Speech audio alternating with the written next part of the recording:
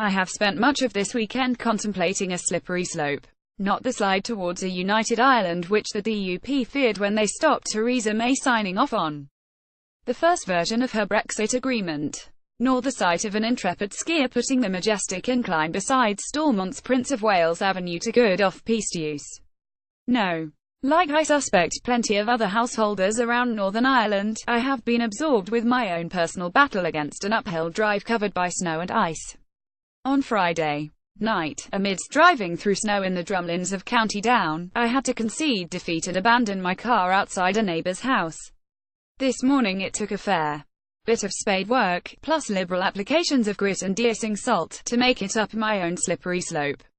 Extended metaphor warning like the British, Irish and EU diplomats. I am left hoping that all my hard work will provide a lasting solution. Who knows? The sun is out and perhaps the problem will simply melt away. But maybe the winter will be harsh and I shall have to contemplate more radical solutions. Reconciling differences, perusing the latest joint agreement, it feels like a temporary solution to get the Brexit vehicle where it needs to go. But there are complications and contradictions in the document which could mean the deft work of the draftsmen and draftswomen could come unstuck in the future. The by now famous paragraphs 49 and 50 simultaneously provide comfort to both Dublin and the DUP.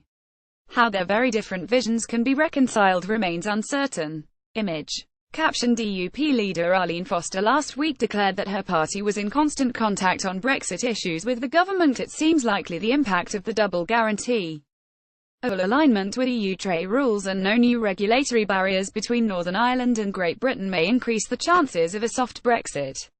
However, diplomats and lawyers are certain to haggle over the details. For example, there could be argument over precisely which areas are relevant to North-South cooperation in Ireland, the all-island economy and the 1998 agreement. It seems likely these fallback options will at least set the parameters for the debate during the next phase of Brexit negotiations.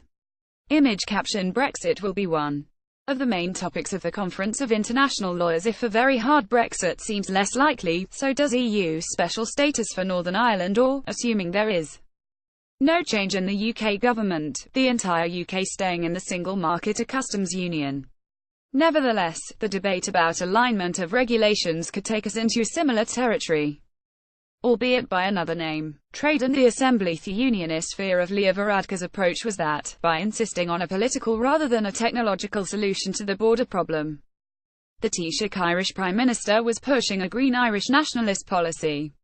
Mr Varadkar himself insists he had no hidden agenda. If Dublin did have an aim in mind, could it have been to use Northern Ireland as the Trojan horse which would help achieve their aims regarding the far more lucrative east-west trade across the Irish Sea? Cameras, computers, and a system of trusted traders might have smoothed matters on the Northern Ireland border, but full alignment of trade rules appears far more helpful to the Irish economy as a whole. The document envisages a potential role for the Stormont Assembly and Executive. Image caption: Northern Ireland has been without devolved government since the collapse of the Stormont Executive in January. Maybe this will provide an incentive for the local parties to restore those institutions, although the precise circumstances in which they might intervene remain unclear. On the downside, if Northern Ireland Assembly approval does become vital for important trade matters, those who currently hold vetoes are unlikely to relinquish them through any reform to the controversial petition of concern system. All or nothing on last thought. The commitments regarding Ireland are described as default options, in the absence of agreed solutions. But DUP sources are keen to point out that in the event of no deal there is another default, namely that nothing is agreed until everything agreed, so the whole document falls.